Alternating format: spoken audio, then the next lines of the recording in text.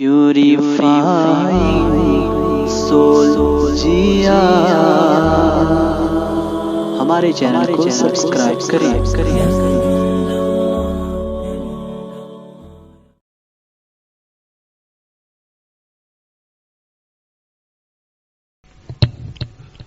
السلام علیکم ورحمۃ اللہ وبرکاتہ۔ الحمد للہ الذی زین النبیین بحبیبہ المصطفى ومن علی المؤمنین بنبیہ المجتبى والصلاة والسلام علی سیدنا محمد خیر الورى وعلى آلہ واصحابہ النجباء الی یوم الجزاء، اما بعد فاعوذ باللہ من الشیطان الرجیم، بسم اللہ الرحمن الرحیم۔ الا ان اولیاء اللہ لا خوف علیہم ولا هم يحزنون، آمنت باللہ صدق اللہ العظیم۔ محترم سامعین، محترم حاضرین، حضور امین شریعت سیدی شیخ سیبزین رضا خان مدظ اللہ نورانی کی موجودگی میں یہ جلسہ بے پناہ خوبصورت بن چکا ہے۔ آنکھ والے دیکھتے ہیں کہ چاروں طرف نورانی بارش ہو رہی ہے، ہمارے دلوں میں عشق رسالت کا طوفان انگڑائیاں لے رہا ہے۔ حضرت کے چہرے کو دیکھتے ہیں ہم سبوں کا ایمان تازہ ہو رہا ہے، اور عقیدت کی زبان میں ہم یوں کہہ سکتے ہیں کہ ہمارے درمیان سبطین یا قبلہ کی صورت میں مفتی اعظم ہند اور اعلی حضرت موجود ہیں،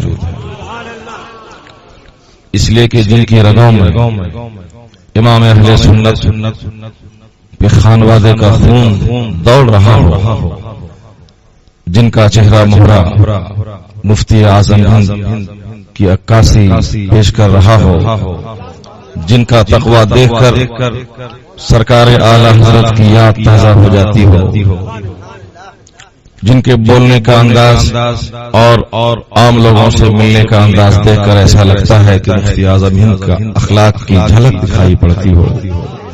ان تمام کوالٹیز سے جو کمبائنڈ ہیں، ان تمام وشیشتاؤں سے، تمام اوصاف سے جو مرکب ہے، اسی کا نام ہوتا ہے سبطین رضا خان۔ اللہ تبارک و تعالی ہم سبوں کے مرشد کو اتنی لمبی عمر عطا فرما دے کہ ہم لوگوں کی نگاہیں دیر تک ان کے دیدار سے سیراب ہوتی رہیں، اور ہمیں لگتا ہے کہ سرکار غوث پاک کے نائب بن کر اعلی حضرت ہندوستان میں آئے تھے، اور اعلی حضرت کے بیٹے مفتی اعظم ہند بھی سرکار غوث پاک کی شبیہ لے کر ان کا نائب بن کر وہ بھی اپنے عہد میں چمکے تھے۔ اس مخصوص علاقے میں ہمیں لگتا ہے کہ سرکار غوث اعظم کی نیابت کا فریضہ حضور سبطین میاں ادا فرما رہے ہیں، اور ہمیں لگتا ہے کہ غوث اعظم کی وہ مقدس پیاری عمر شریف 91 سال کی عمر میں آپ کا وصال ہوا، مفتی اعظم ہند رضی اللہ تعالی عنہ کا بھی وصال 91 سال کی عمر میں ہوا۔ یہ اور بات ہے کہ سرکار سبطین میاں صاحب قبلہ کی عمر ابھی 91 سال کی دہلیز پہ قدم نہیں رکھی ہے۔ ہم سب غوث اعظم کے وسیلے سے بھیک مانگتے ہیں، ابھی ہمارے وہ بچے جو 10 سال کی عمر کے ہیں وہ 20 سال کی عمر کے ہو جائیں، سبطین میاں کا دیدار کرتے رہیں۔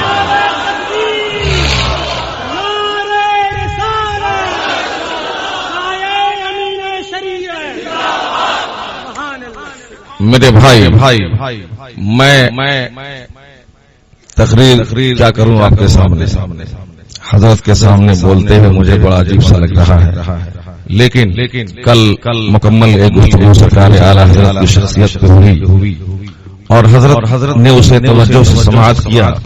یہ اس بات کی دلیل ہے کہ میری گفتگو اور آپ کی سماعت سرکار اعلی حضرت کی بارگاہ میں قبول ہو گئی۔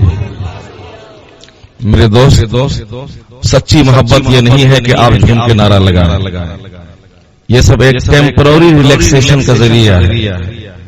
خوب نعرہ لگائے، واہ واہ کیے. ہم لوگ اس محفل میں بیٹھے ہیں، یہاں بزرگان دین کی روحیں موجود ہیں. یہ اور بات ہے کہ زاہد بھائی نے اشعار کہہ کر کے کبھی آپ کو ہنسایا ہے اور اشعار کی زبان میں ہدایت بھی انہوں نے پہنچایا ہے. لیکن اس بات کا ہمیشہ احتیاط رہنا چاہیے تھا کہ یہ محفل کامیڈی کی محفل نہیں بن جائے، اس کی اسپرچولیٹی روحانیت ختم نہ ہو. ہم کسی پاکستان کے ہیومرسٹ یعنی مزاحیہ نگار کی محفل میں نہیں بیٹھے ہیں، ہم سرکار اعلی حضرت کی یادگار بن کے ان کی محفل میں بیٹھے ہیں. میرے دوست اس بات کا ہمیشہ خیال رہے کہ ہم ان جاہل عقیدت مندوں کی طرح نہیں بنیں گے جو خانہ کعبہ کا طواف کرتے ہوئے تالیاں بجاتے تھے، خانہ کعبہ کا طواف کرتے ہوئے قربانی کر کے خون کو خانہ کعبہ کی دیوار میں لپیٹتے تھے.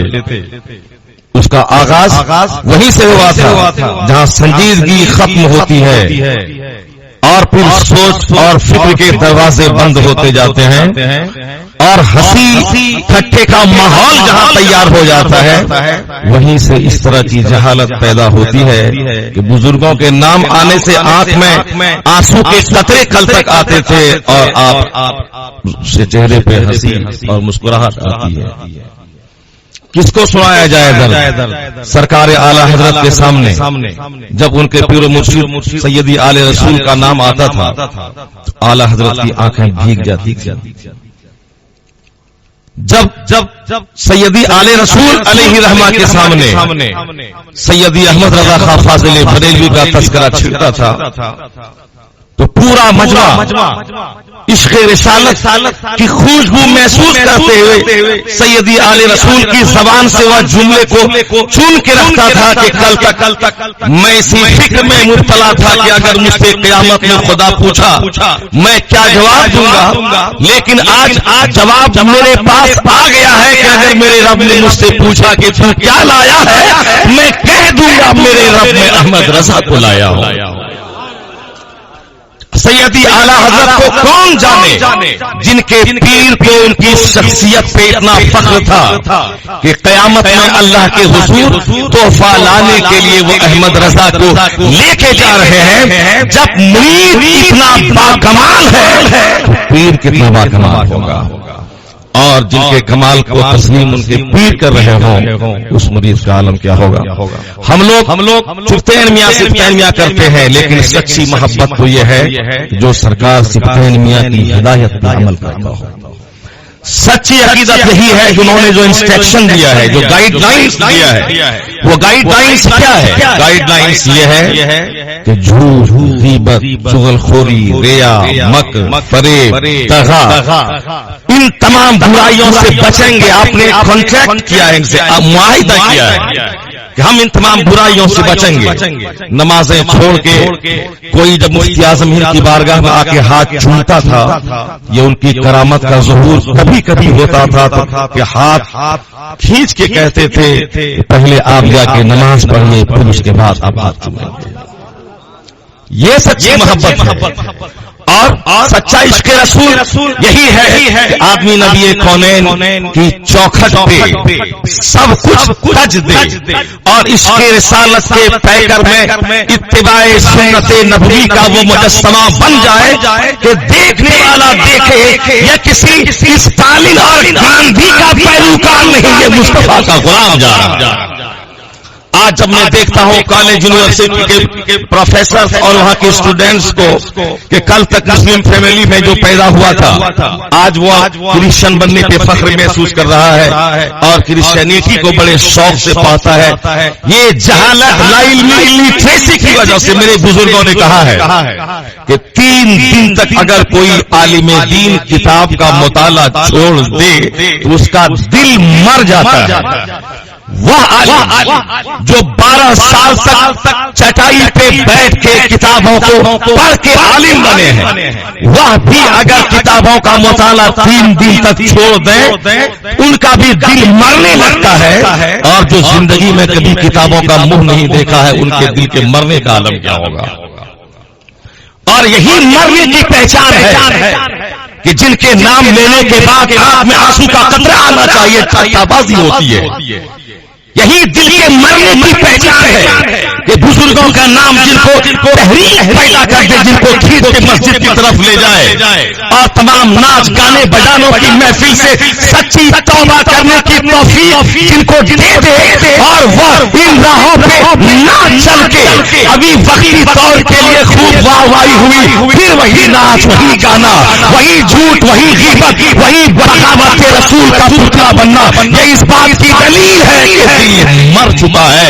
اگر دل زندہ ہوتا تو ہر محفل زندگی عطا کر دیتی ہے آپ کو. اب اگر کوئی کتاب پڑھنا نہیں جانتا ہے تو بزرگوں کی صحبت میں جا کے کچھ دیر بیٹھے، عالموں کے پاس جا کے کچھ دیر دین کی بات سنے، جلسہ و جلوس میں آ کے دین کی باتیں سنے. میں کہتا ہوں کہ 5 گھنٹے کی محفل میں اگر 3 گھنٹے 4 گھنٹے تک اگر یوں ہی صرف اشعار سنے گئے اور 1 گھنٹہ بھی حدیث رسول پہ گفتگو نہیں ہوئی، اس محفل کا مقصد کیا ہے، اس کا ایم کیا ہے، اس کا پرپس کیا ہے؟ کچھ نہیں. وہی مقصد ہوگا آپ کا کہ آپ اس کو کھیل اور کھلونا بنا لیں گے، بزرگوں کے مزار پاک کو خوشیوں کی ایک دہلیز بنا لیں گے. ایک فقیر کی قبر پہ ایک شخص حاضر ہوا تھا یہ کہتے ہوئے کہ میرے کاروبار چمکنے لگے، میں آپ کی بارگاہ میں بھیک مانگنے آیا ہوں. قبر سے آواز آئی کہ نادان، یہ فقیر کی قبر ہے، اگر دولت مانگنی ہے تو کسی بادشاہ کی قبر پہ جاؤ. یہ فقیر کی قبر ہے، یہاں سے فقر و فاقہ ملتا ہے، زہد و تقویٰ ملتا ہے.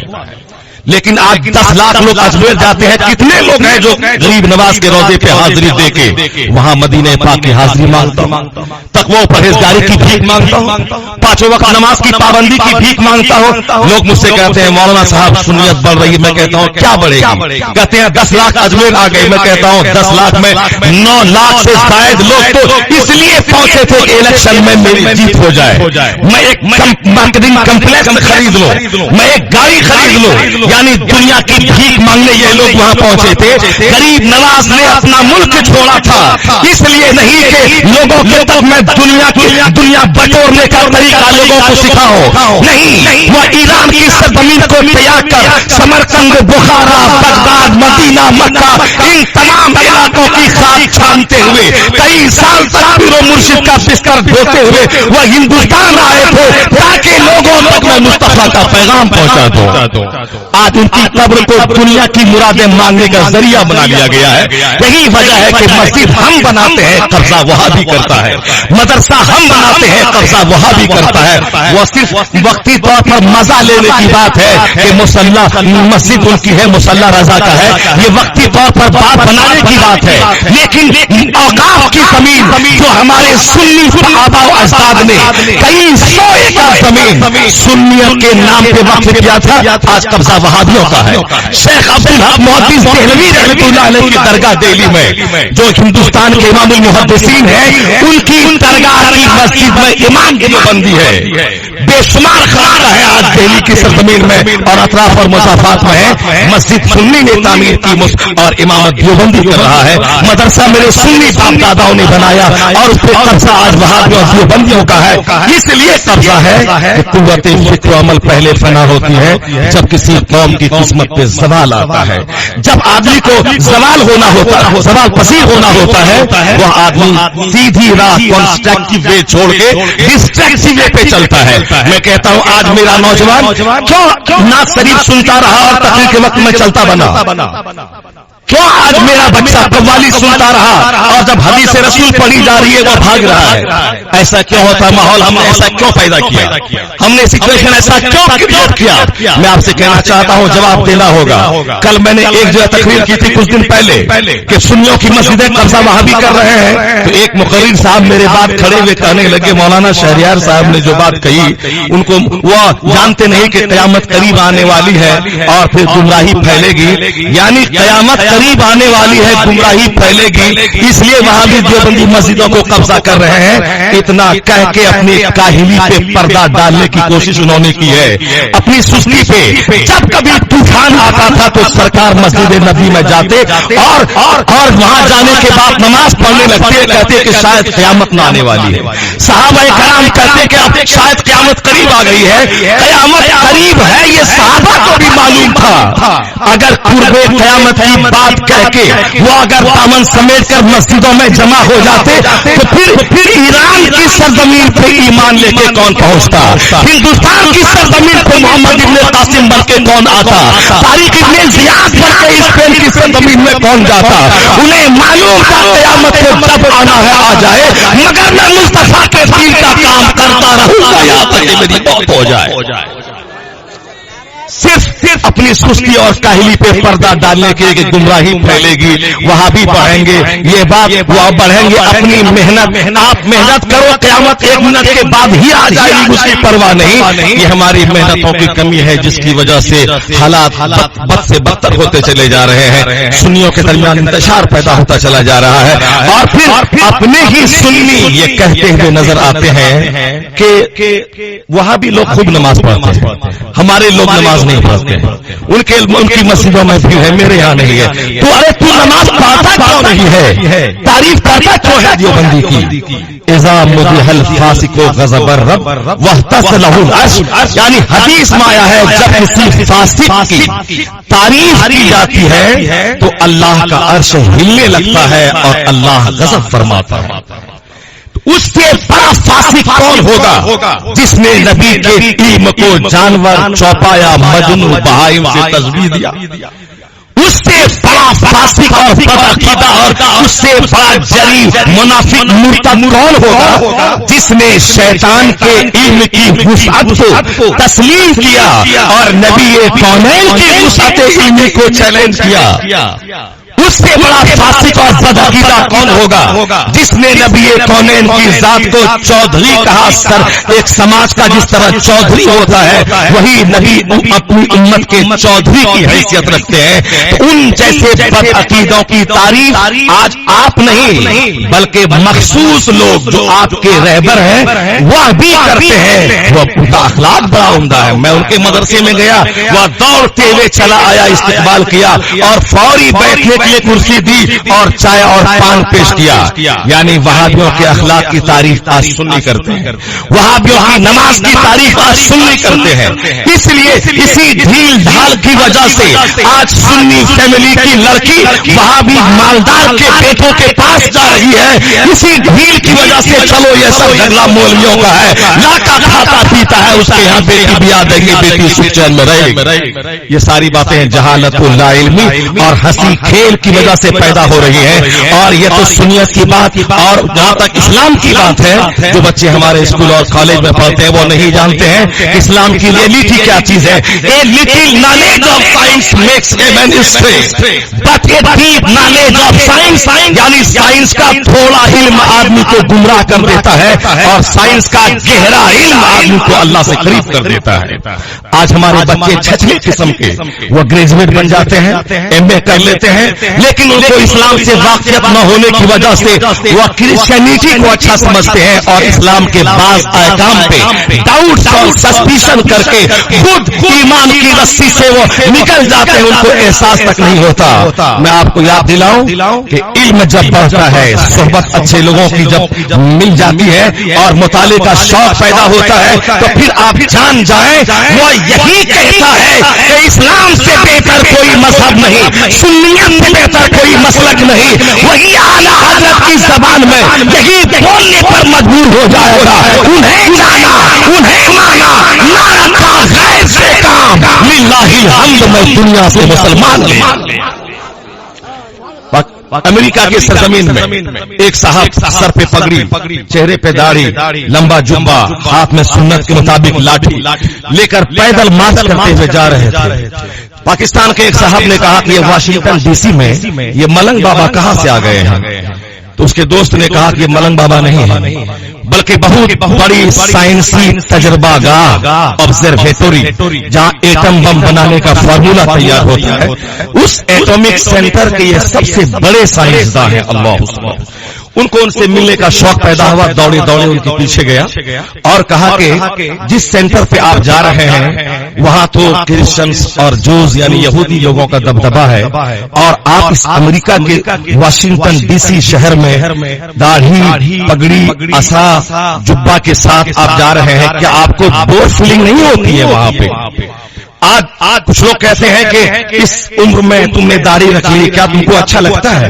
दोस्तों के दरमियान जाके बोर फीलिंग नहीं होती है तुमको? ये जहालत ने हमें कहां तक पहुंचा दिया कि मेरे बच्चों के दिमाग में भूसा भरा जा रहा है कि दाढ़ी रखोगे अच्छी लड़की नहीं मिलेगी, दाढ़ी रखोगे लोग तुम्हें दकियानुसी ख्यालात के लोग समझेंगे और ट्रेडिशनिस्ट समझेंगे, यानी परंपरागत रूप से चला आने वाला पुराने ख्याल का इंसान लोग तुमको जानेंगे, जबकि दाढ़ी मर्दानगी की शान है। और मैं अपने बच्चों से कहता हूं कि सुनो, तुम जो कहते हो कि दाढ़ी रखेंगे तो डेवलपमेंट रुक जाएगी, तरक्की थम जाएगी, मुझे अच्छी नौकरी नहीं मिलेगी, मैं तरक्की नहीं कर पाऊंगा, तो मैं हिंदुस्तान के बड़े बड़े जलसों में चीख चिल्ला के नौजवानों से कहता हूं, आज का मेरा भारत विकसित भारत, तरक्की याफ्ता भारत, 50 साल पहले कौन प्रधानमंत्री था हमको उससे बहस नहीं है। आज मेरा भारत तरक्की याफ्ता भारत, मेरे पास एटम बम बनाने वाला साइंटिस्ट मौजूद है, इसका मिसाइल बनाने वाला साइंटिस्ट मौजूद है, टेक्नोलॉजी हर फील्ड में हम डेवलप किए हुए हैं। इस जमाने में हमारे भारत का प्रधानमंत्री एक ऐसा इंसान है जो काफिर घराने में पैदा हुआ, मैट्रिकुलेशन किया, अपने धर्म के रीति रिवाज के मुताबिक दाढ़ी छोड़ दी, यहाँ ग्रेजुएशन की डिग्री लेने के बाद वो लंदन गया, कैम्ब्रिज यूनिवर्सिटी से पीएचडी की डिग्री हासिल की, वहां से लौटने के बाद हाई क्लास के जॉब में गया। डेवलपमेंट किसे कहते हैं? एक चपरासी डेवलप करता है तो क्लर्क बनता है, क्लर्क डेवलप करता है तो ऑफिसर बनता है, ऑफिसर डेवलप करता है तो बड़ा अफसर बनता है। डिस्ट्रिक्ट की तरक्की डीएम के पोस्ट पर, एक स्टेट की तरक्की सीएम के पोस्ट पर, एक मुल्क की तरक्की पीएम के पोस्ट पर, उससे बड़ा कोई ओहदा इंडिया में नहीं है। तो एक काफिर घराने का बच्चा वो लंदन जाके पढ़े, उनके सर पे पगड़ी भी रहे, चेहरे पे दाढ़ी भी रहे, कैबिनेट मंत्री बने, तरक्की करते हुए प्रधानमंत्री बने, एक बार नहीं दो बार, जब एक काफिर दाढ़ी पगड़ी के साथ डेवलपमेंट की आखिरी सीमा तक पहुंच सकता है। रसूल पाक का गुलाम अगर दाढ़ी रखे, सुन्नत के मुताबिक लिबास पहने, तो तरक्की की राह में सारी कौमें पीछे रह जाएंगी, ये सबसे आगे बढ़ जाए।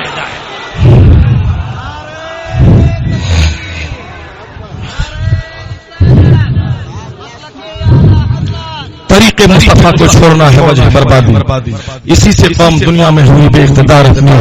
दुनिया वाला कुछ भी करे, यहूदी सूद खा के मालदार बनेगा, दूसरे लोग रिश्वत लेके मालदार बनेंगे, मगर मुसलमान सूद खा के कभी मालदार न बनेगा, रिश्वत लेके कभी मजबूरी तौर पर मालदार नहीं बनेगा।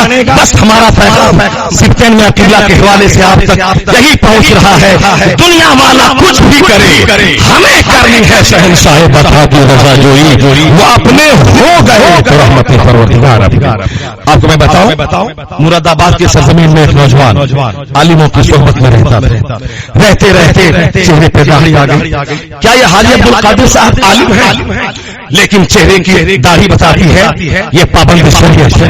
इनके बेटों के चेहरों पे दाढ़ी ये बताती है कि माहौल का असर रंग लाता है, शख्सियत साजी का मौका माहौल अता करता है। आलिमों की सोहबत में रहते रहते चेहरे पे दाढ़ी आ गई, सुन्नत के मुताबिक लिबास पहनने लगा। उनका बाप बहुत मालदार, उनका माल मुरादाबाद से एक्सपोर्ट होता, बाहर विदेश में माल जाता था। उस बच्चे की शादी दूसरे बहुत बड़े एक्सपोर्टर की बड़ी खूबसूरत बेटी से रिश्ता तय हुआ, लेकिन मालूम है लड़की खूबसूरत थी, तालीम याफ्ता थी, बहुत मॉडर्न घराने के लोग थे। वह सब एक पैगाम कहला भेजा चुपके से कि आपका बेटा अच्छा तो देखने में लगता है लेकिन चेहरे पे दाढ़ी है, इसलिए वो दाढ़ी को खत्म कर लिया जाए ताकि मेरी मॉडर्न और अपडेट बेटी उनके पास जाके बोर फील न करे, इंफीरियरिटी कॉम्प्लेक्स के शिकार न हो जाए। तो बाप लड़के का वो समझता था कि ये बात सही है, لڑکا داڑھی رکھ رہا ہے، لیکن چونکہ بہو اچھی چاہیے تھی اس کو، اس لیے اپنے بیٹے کو کہلا بھیجا کہ شادی تک کم سے کم داڑھی منڈا لو، شادی کے بعد پھر داڑھی تم رکھ لینا۔ اب معلوم ہے عالموں کی صحبت میں رہنے کے بعد وہ نوجوان ایسا کندن بن چکا تھا کہ اپنے باپ سے باپ کو کہلا بھیجا، جا کے کہہ دو میرے ابا سے کہ اللہ کی معصیت میں کسی مخلوق کی اطاعت نہیں کی جائے گی، کسی مخلوق کی لا طاعت فی معصیت اللہ، یعنی ماں باپ کا احترام اپنی جگہ، ماں کی پیشانی چومی جائے گی، ماں کا پاؤں چوما جائے گا، باپ کے ہاتھ اور پاؤں پیشانی کو چوما جائے گا، لیکن جب وہ نافرمانی کا حکم دیں گے تو نبی کی ہدایت کے مطابق ان کی بات نہیں مانی جائے گی۔ میرے باپ سے کہہ دینا مجھے زندگی بھر کنوارا رہنا پڑے، میں کنوارا رہ جاؤں گا مگر سنت رسول کا میں قتل نہیں کروں گا۔ میرے بھائی دیکھیں عالموں کی صحبت میں رہنے کے بعد ایک آدمی کو سنت رسول پہ چلنے کا کتنا حوصلہ اور کیسی اسپرٹ ملتا ہے۔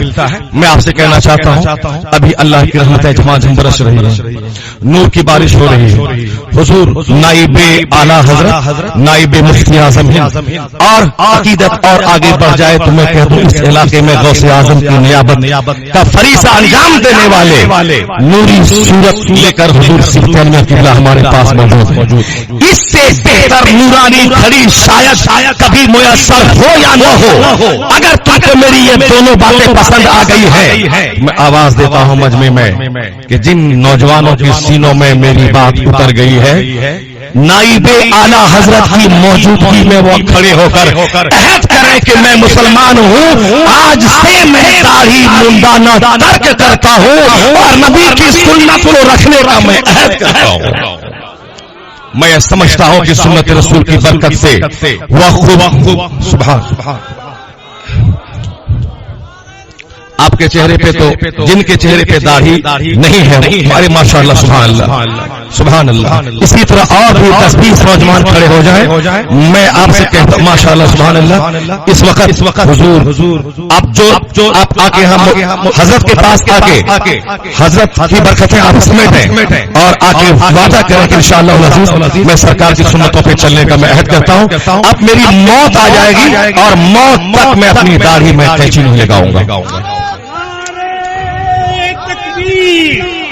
نعرہ رسالت مسلک اعلیٰ حضرت حضور امین شریعت فیضان امین شریعت سبحان اللہ۔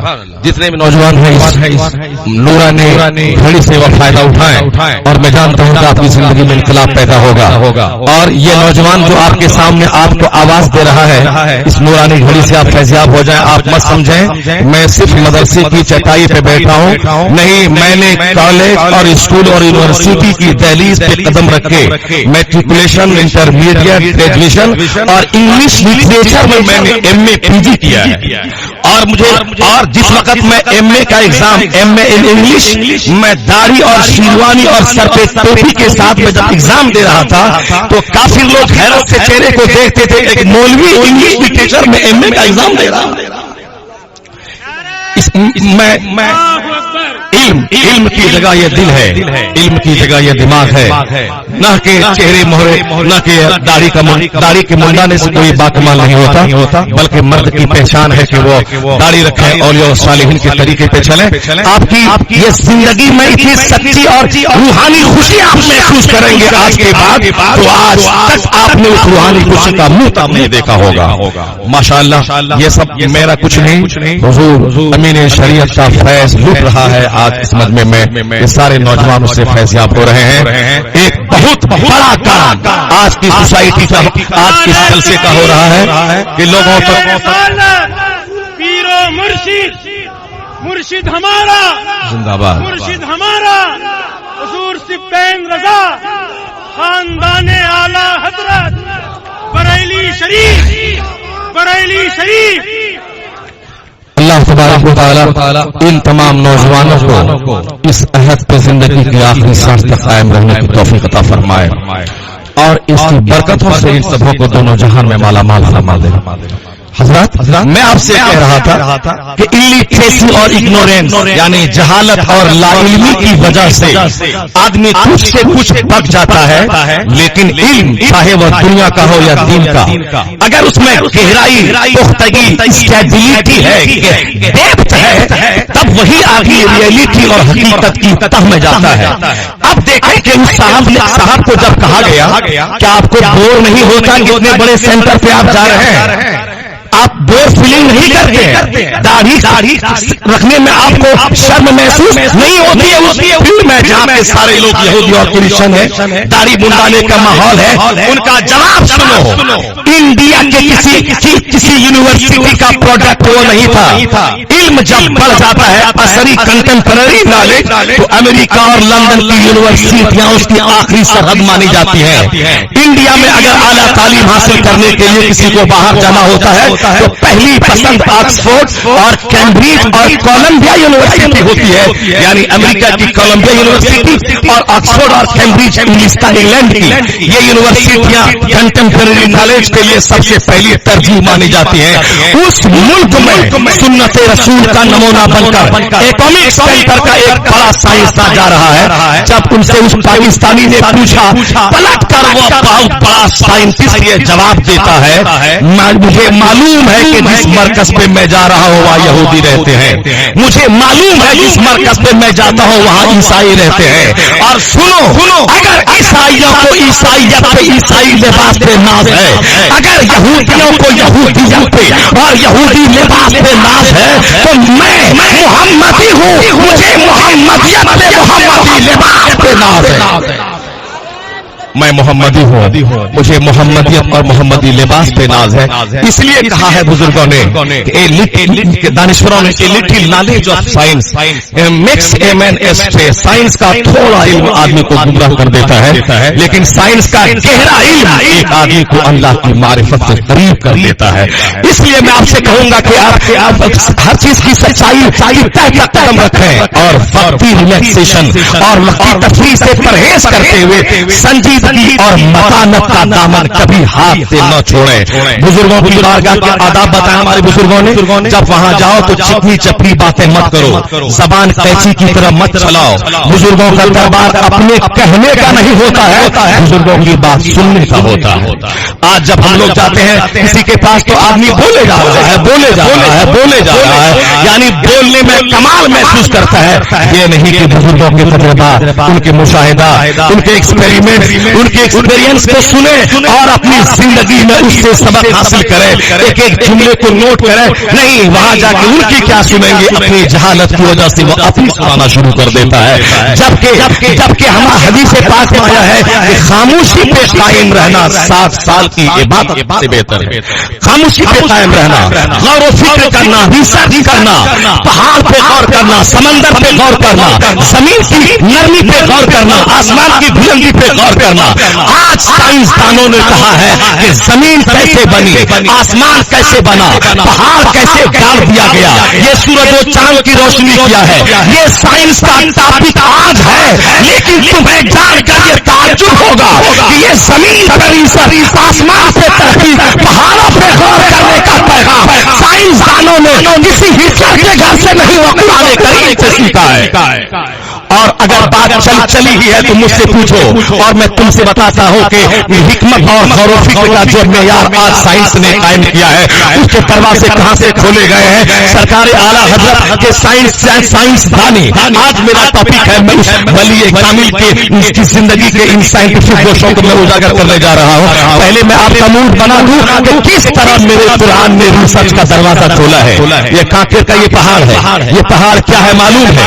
اس پہاڑ کے بارے میں آپ کا وہ بیٹا جو اسکول اور کالج میں پڑھتا ہے، آپ ان سے پوچھیں گے کہ بیٹا اس ماؤنٹین کے بارے میں سائنس کیا کہتی ہے، وہ بچہ آئے گا آپ سے کہے گا کہ ابو یہ پہاڑ ہے۔ اس پہاڑ کے بارے میں آج وگیان کی ریسرچ یہ ہے، یہ پہاڑ جب بننے سے پہلے یہ زمین جب بنی، زمین کے نیچے پانی ہے اور پانی کے اوپر میں جب زمین کو بنایا زمین جب بننے لگی، وہ بنایا گیا، وہ اللہ پر یقین تو کم کرتی ہے سائنس تھوڑی سا، لیکن سائنس سائنس کی گہرائی یونیورس کے کریٹر پر یقین رکھتی ہے. زمین جب بننے لگی ہلنے لگی تو زمین کو قرار دینے کے لیے پانی کے نیچے سے ایک مواہ باہر نکلا. وہ سولیڈیٹی یعنی ٹھوس کی شکل اختیار کیا اور یہ پہاڑ جب پہاڑ بنا تو یہ جمع ہوا پہاڑ چونکہ زمین کے نیچے پانی تک اس کی بنیاد ہے اور یہ پہاڑ پیلر کا کام کر کے اس زمین کو ہلنے سے روکتا ہے, ہلنے سے بچاتا ہے. یعنی صاف لفظوں میں دا ماؤنٹینز آر پیلر. یہ سائنس کہتی ہے کہ یہ پہاڑ کھمبا ہے, یہ زمین کو روکے ہوا ہے. یہ بات کب معلوم ہوئی؟ آج 100 سال کے اندر معلوم ہوئی. لیکن جس قرآن کریم کو زندگی میں آخری سام تک سرکار اعلیٰ حضرت نے فتویٰ رسمیہ میں الدولة مکیہ میں اور اپنی تقریر و تحریر میں جس قرآن کریم کے ریفرنس سے اپنی کتابوں کو بھرا ہے, آئیے ہم پوچھتے ہیں اس قرآن سے, اے قرآن تو بتا دے یہ پہاڑ کے بارے میں تیرا کیا کہنا ہے. تو میں نے جب قرآن سے پوچھا, میرا قرآن کہتا ہے 30واں پارہ سورہ نبا اما یتساءلون عن النبأ العظیم الذین هم فیہ مختلفون کلا سیعلمون ثم کلا سیعلمون الم نجعل الارض مہادا والجبال اوتادا. یعنی اللہ فرماتا ہے کس چیز کے بارے میں یہ کافر بات کر رہے ہیں؟ بڑی خبر کے بارے میں, قیامت کے بارے میں. اب بات چلی ہے قیامت کی, اس کے آگے اللہ فرماتا ہے الم نجعل الارض مہادا, کیا ہم نے زمین کو بچھونا نہیں بنایا ہے؟ والجبال اوتادا, کیا ہم نے پہاڑ کو ٹوٹا نہیں بنایا ہے؟ اللہ فرماتا ہے دوسری جگہ وجعلنا فی الارض رواسیا ان تمید بہم, ہم نے پہاڑ کو لنگر انداز کر دیے تاکہ زمین لڑکنے سے بچ جائے. اب میں آپ سے کہنا چاہتا ہوں جو فکر آج سائنس پیش کر رہی ہے, میرا قرآن 1400 سال پہلے کہا ہے یہ پہاڑ ٹوٹا ہے, اس پہاڑ کو زمین کے نیچے گاڑ دیا گیا ہے تاکہ زمین لڑکنے سے بچ جائے. ہم جہالت و لا علمی کی وجہ سے جان نہیں